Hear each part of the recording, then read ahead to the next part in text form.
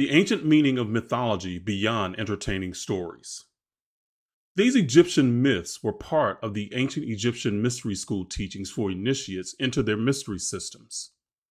Today, we will call part of these teaching divination tools like numerology and astrology, but also medicine. Different sciences like earth science, astronomy, biology, and spirituality are metaphysics as well. But unlike today, divination, science, medicine, and psychology all commingle to give a well-rounded picture of the human organism connected with nature. A person could study for 20 years in one particular field in the mystery systems. The foundation of their teachings was that everything in creation originated from a source that created our physical world. Our world emanated and was part of that source, including mankind, which was the ultimate product within this creation. Their metaphysical science started with the ancient Egyptian myth of Atum Ra. It was about the journey of the primordial light of God from the heavens or spiritual world and how it became immersed in humankind. Atum Ra represented universal intelligence or consciousness of the desire of God to exist and create that infused everything in the universe. This desire of God to exist and create was symbolically represented as a burning fire within. In ancient Egyptian symbolism, the sun became the metaphor on the earth plane for this fire that burned within the Creator and the light that will illuminate, enlighten, and expose all darkness and ignorance. Because the ancients believed that every human being was a potential seed or spark of the fire and light of the Creator within, the sun became a metaphor for the light or spark of God immersed within humankind. That spark we call a soul in modern times. Etymology is the study of the origin of words. You will see the connection to the soul and the sun through the Latin prefix sol, which means sun. We get our modern words solar and solstice from this ancient prefix. Over time, it became a homonym or sounds the same as our modern English word for soul. This is how we can connect the dots to the New Age concept of humanity as beings of light or souls having a human experience. This will become relevant later during the analysis and breakdown of the nativity scene. But the ancients knew that most of us were not aware of what the power of that light meant for us here on the earth plane. So using the natural journey of the sun as a metaphor for our soul, they represented the soul's descent into the human body as nighttime and our lack of awareness of our God self as a dead, mummified, lifeless body of Osiris. The job of the soul was to awaken the Osiris to the knowledge of the light of God within. This awakener came to be personified as Horus through the Greeks. Historically, Socrates, Plato, and Aristotle all studied over the centuries in the ancient Egyptian mystery schools. This knowledge was guarded in the mystery schools and through ancient African traditions was passed along orally. But the Greeks broke tradition and began to write it down. However, to keep the knowledge hidden from the non-initiated, they developed a secret esoteric or hidden language. That meant that those who didn't have the keys to the language could read the stories and never understand the mystery school teachings underneath the stories. This was alluded to in the Bible in Mark 4, verses 11 and 12. This is a very brief backdrop of what became the four Gospels in the Bible. They were the teachings of the mystery schools for those with the keys to unlock the hidden knowledge within the text. The nativity scene in the Bible is one of these stories with very complex and intricate metaphysical science knowledge written in an esoteric or hidden symbolic and linguistic code. But many of the Christian fathers never knew these keys to the esoteric language. It's obvious that some of the keys they had, but the deeper knowledge remained historical for them. In Kemet, the mythological figure of light and the awakener of the dead and lifeless Osiris was known as Yeusa. Yeusa became the English name Jesus that we know in the Bible as the Son of God. What we were taught as Christians as the life of Jesus in the Bible in ancient Kemet was the story of how the light of God came into the world through mankind. Yehusa, or Jesus, became a metaphor for the journey of the soul from the heavens into the human body, which was represented as nighttime or darkness. The light of God had the potential to awaken anyone that would accept its guidance. But this ancient revealer of the power of God within could only be revealed through life experience, not told to you or read in a book. This is part of the reason that the knowledge was passed along orally for thousands of years and never written down. So that's the overall frame and belief system being expressed in ancient Egypt. Let's quickly recap. So the source and first cause of all creation was symbolized as the fire and light of Atum Ra. That light descended from the heavens and created everything in the universe. Humankind is the ultimate product of that fire and light on the earth plane. Now, let's touch on the origin story of the nativity scene through ancient Egypt. The story of the nativity scene is expressed in the metaphysical science of the Egyptian mystery schools. As mentioned before, the story was first told as the story of Atum Ra as the representation of fire or light of the creator descending into the underworld or the human body on earth. The sun becomes the metaphor for the light of intellect and wisdom the soul brings to human consciousness. Atum Ra travels in a boat or barque. The journey is divided into 12 hours of day and 12 hours of night. Nighttime, of course, is the sun setting below the visual horizon of the earth. This visual fact becomes a metaphor for the soul descending into the human body from the heavens. When in the underworld, the light was buried in the dead body personified as Osiris.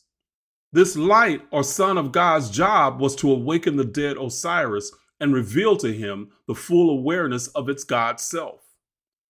When this happened, the awakened and aware soul would gain the title of a Christ. Each hour was linked to an Egyptian god or neter. A neter is a personification of how an aspect of nature functioned in ancient Egypt. These personifications were erroneously called gods by early Egyptologists. It's one of the reasons that many still believe ancient Egyptians worship many gods today. In reality, they didn't worship anything.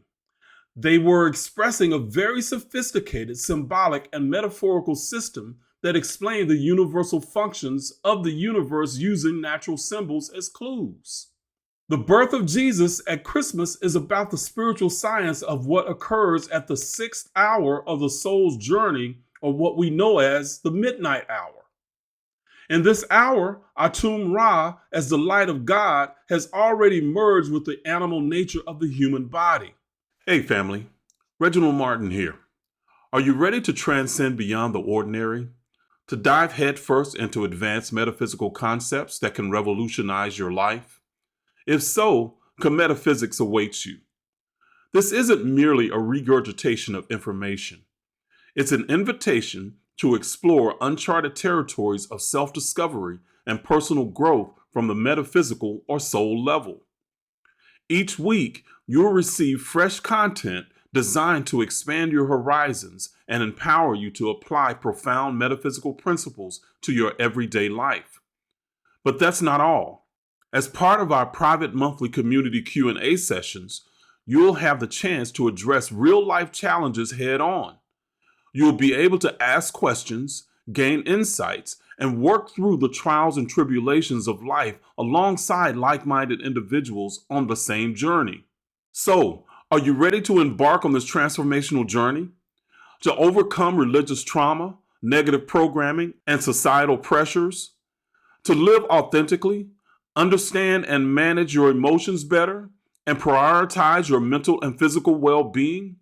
Join us at Kemetaphysics, where together we'll foster a sense of community and mutual support in this exciting journey of self-discovery and personal growth. If this sounds like something that would inspire you and empower you, the class will be opening soon. You can get on the wait list and be notified when the doors open. So go to www.kemetaphysics.com. That's Ka plus metaphysics.com. It reaches its lowest ascent, but stabilizes and then begins its return journey back into the light of day. Metaphorically, the sun or soul has reached its weakest point in the journey or the darkest hour with any human experience. I just explained to you the origin and esoteric meaning of the Christmas nativity scene. Now, let's transition to the biblical nativity scene, and I will break down the veil symbolism that is the story of baby Jesus in the manger. So on December 22nd, the sun at noontime reaches its lowest point on the horizon and essentially halts and stands still for 3 days. This is a stabilization of the descent of the sun. From the perception of the ancients, the sun reaches an equilibrium and stops moving for 3 days. This stabilization becomes a metaphor for an equalization of the animal nature of the human mind and the light of the intellectual consciousness of God. At this point, on December 22nd, the ancients said the sun was dead. On this day, nights in the northern hemisphere are longer than days. You'll see this concept represented by the upside-down cross or St. Peter's cross. But 3 days later, on December 25th, the Son of God, or the intellectual awareness of the God self, is symbolically reborn, and the mind begins to detach and elevates from the mother or matter that has the animalistic tendencies that was in control. Now, let's address where baby Jesus rested. In the Bible, Jesus is born in a stable surrounded by animals like cows, donkeys, and sheep. This represents that Jesus' birth happened at a point where spiritual energy and physical energy were balanced and stabilized with each other. Baby Jesus becomes the personification of the light of God within humankind as a soul, the Son of God. The stable symbolizes the place where spiritual mind coming down from heaven and physical mind coming up from the earth come together and meet in the middle. This meeting place is inside the human body, where our spiritual intellect connects with our physical animalistic body. The stable, as in stabilization or equilibrium, expresses the ancient Egyptian concept of Ma'at symbolically without saying it. If you accept the commonly regurgitated idea of Ma'at as a goddess, you cannot grasp the esoteric concept as a function of nature and recognize it secretly veiled in the Bible. Accepting the mass beliefs about ancient Egyptian worshiping many gods has kept this connection veiled for centuries. Allow me to explain and delve a little deeper into the ancient esoteric science to pull out this Ma'at nugget and expose it. I'm going to break it down so it will forever and consistently be Baroque. So many are aware of the concept of the weighing of the heart seen in ancient Egypt. You have a scale with a heart in one pan and a feather in the other pan. What most don't know is that the two pans represent spirit and matter. Spirit on one side as a feather that moves air, and matter on the other side of the scale that represents the heart or emotional animal body. When both balance, you're living Ma'at. That's the symbolic meaning. Let me take this to another level through etymology, or the study of the origin of words. Taking the veil off of Ma'at in the Bible. I hear many regurgitate the definitions of Ma'at. Ask just about any so-called conscious person what Ma'at represents, and you will hear balance, justice, truth, and reciprocity. They know the words, but it has no meaning to inform the life they are living. I want to change that today and help you understand the science beyond regurgitating and parroting what you hear. Let's take one word commonly associated with Ma'at and the scales, the word justice. I'm about to connect the nativity scene and its deeper Kemetic science meaning to Ma'at. I've explained in previous videos that one of the ancient names for primordial light was Yeusa. Yeusa is actually a combination of two ancient Egyptian terms, Yeu and the Sa. Yeu means God. Sa means heir or prince. Hence, Yeusa meaning son of God. The letters I and J are exchanged in Latin. An example is I and U become J in U, in which the Romans added the word pater or father. Jupater became Jupiter or God the Father. Etymologically, there is an even deeper Kemetic connection here, but I want to keep this as streamlined as possible and not overload you. But hold on to the JU in your mind for the next step to connect the concept of Ma'at to the nativity scene. While you're doing that, I'm going to break down another ancient word for you. Let's look at the Latin word for sun, which is S-O-L or soul. It becomes a prefix in English. From soul, we have our English word solar, as in solar system, meaning sun system. It's also a homonym for our idea of S-O-U-L or soul. Both can mean fire or light of God, as stated earlier in the video. But we also use the prefix soul for the English word solstice. The suffix stis means to halt or stand still. Remember what the sun did on December 22nd? It halted or stood still for 3 days. December 22nd also marks the winter what? The winter solstice. Now, I'm getting ready to make an interesting connection to a commonly used definition of Ma'at. Let's add the prefix ju to the suffix stis, which means to halt, stand still, or balance, and we get the word justice that is connected to Ma'at. So Jupiter or the sun stands still at the winter solstice and is stable or balanced. Justice and solstice have a deeper hidden symbolic and etymological connection to Ma'at. But if you simply regurgitate without knowing the science, you will completely miss the hidden connection in the Bible. The initiates would get it. Now, back to our regularly scheduled lesson. Jesus, as the light of intellect within humankind, is born in a stable and happens in the winter at the solstice. Catch the play on words of stable as in stabilization? The same concept is stated in a couple of different ways that connect the Egyptian concept of Ma'at here. It represents the merging of animal mind and matter and the consciousness or intellect of the spirit. The God intellect or light is at its lowest point and merged with the human animal instinct in a balance or stasis that is in the human body. The sun is reborn and begins its journey back into the light of day on December 25th. Through life experience and gaining more wisdom, it will ascend to the awareness of the power of the God self within and then resurrect as a Christ at the equinox of March 21st, which is celebrated at Easter. This time is marked by the Greek cross that looks like a plus sign. Now, let's quickly break down the esoteric meaning of the manger. The manger is where the animals eat, right? It represents how the enlightenment personified as Jesus is like the spiritual food for the soul to take in and digest. The place of birth is called Bethlehem. In ancient Hebrew, the prefix Beth means house, and the suffix Lahem means bread. So Bethlehem means house of bread.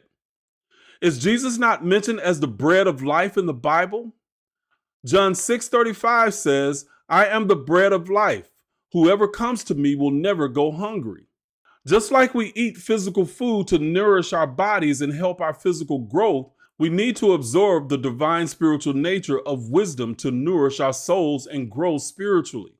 The animals coming to eat from the manger represents how people who are more focused on physical, animal-like desires need to take in the spiritual wisdom of the light of consciousness to balance their development or live life through the principle of Ma'at. What I've expressed in this video is a very small part or piece to the puzzle of the Kemetic science. The way I teach it will allow you to connect the other puzzle pieces so you can get a full picture. As you study these ideas, you will find links from one piece to the other. It's designed that way to make the knowledge discoverable through your own insight and intuition. If something doesn't fit etymologically, numerologically, symbolically, metaphorically, mythologically, astrologically, psychologically, and through earth science, then it's most likely incorrect. These ideas were divine or universal because they fit from the smallest atom to the biggest star. Be aware of those that take one part and make up concepts that might sound good individually, but become nonsensical when you try to fit them into the larger puzzle. As Christians, we are asked to have faith and belief in the resurrection. In reality, the true Kemetic science has more relevant meaning today than what was worshipped in religion. We try to measure up to the impossible standards and simply worship Jesus, when in reality, Christ is an aspect of each and every one of us that we can reach when recognizing the spiritual food gained through wisdom that life experience has to offer. If you're a pastor, I hope you can recognize the potential in learning these ancient concepts so that you can begin to usher others into the light of wisdom and personal growth. You don't have to relearn everything you know. You can learn the original principles and teach an empowering message.